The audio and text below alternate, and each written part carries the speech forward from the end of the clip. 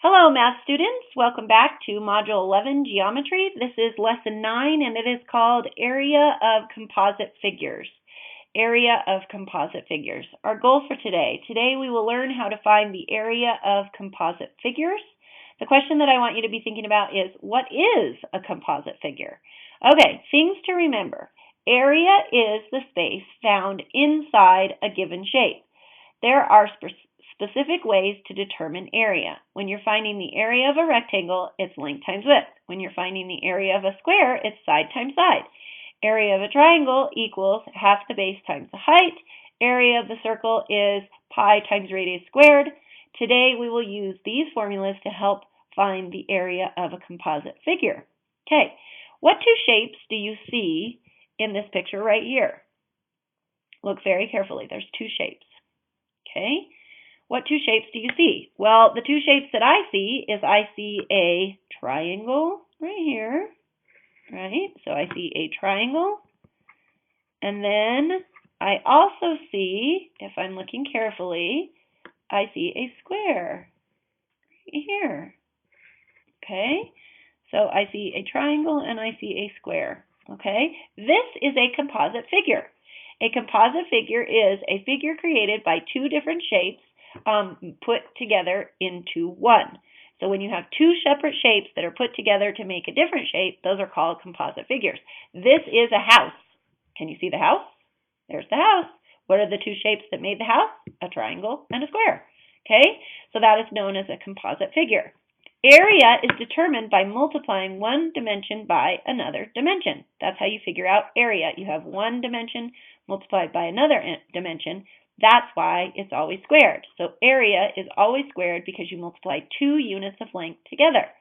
So we're going to take length times width. That's 2, so this is squared. We're taking length times height, and then we're cutting it in half because that's what a triangle is, and that's figuring out the area inside, so that makes it squared. Okay?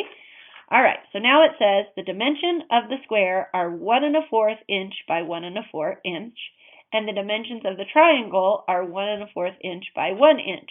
So our job is to figure out what is the area of that house.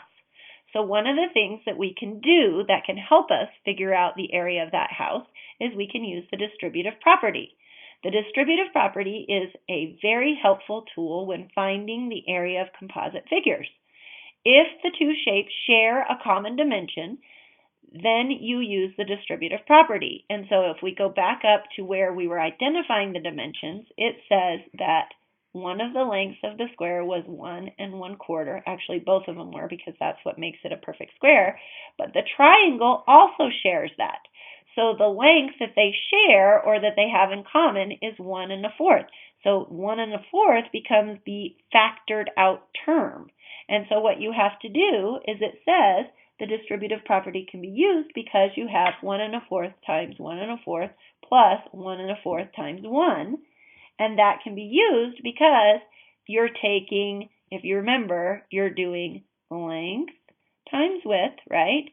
And so if we know that the length of one of them is 1 1/4, and then we have length times the other dimension, which is 1, then that's how you're figuring out the distributive property. So the area of the composite figure is determined by finding the area of each shape and then adding them together. So we take 1 1/4 times 1 1/4, and then we take 1 1/4 times 1. The only thing that we have to account for on that little 1 piece is we then have to divide it by 2 because it's a triangle, so we have to cut it in half. So let's try it. Remembering that when you get to this one, when you get that answer done, you then have to divide it by 2. So if you take 1 1/4 times 1 1/4, so 1 1/4 is really 5/4 times 5/4, right? And that gives us 25/16. And then you take 5/4 times 1, right, which gives you 5/4. But then you have to cut that in half, so we multiply it by 1/2 and we get 5/8. And then you can add those two together because that's what it says to do. And we have to find a common denominator in order to do that. So we multiply this by 2 and we multiply this by 2. So now we have 25/16 plus 10/16, and we get 35/16. inches squared. And that is our answer, 35/16 inches squared. That's the area of that house. Okay? So it's kind of fun. The easiest way that I can remember to do composite figures is just find the area of each shape that exists and then add it together. Okay? The other one that you're actually going to do without my help to see if you can remember it is this lollipop, okay, or sucker, whatever you want to call it. And so the two shapes that we see is we see a circle and then we see a rectangle. Okay, the diameter of the circle is 1 inch. Diameter, remember what a diameter is. Don't get confused. A diameter goes through the center of the circle and it's the distance from one side to the other. So it's telling you the diameter for this is 1 inch. Okay, then it is also telling you that this rectangle is 2 inches by a 1/2 inch. Okay, and so those are your dimensions. So again, I suggest area of the circle, right? Take the area of the circle plus the area of the rectangle, and you add them together. So you're going to do that for me and come up with the answer.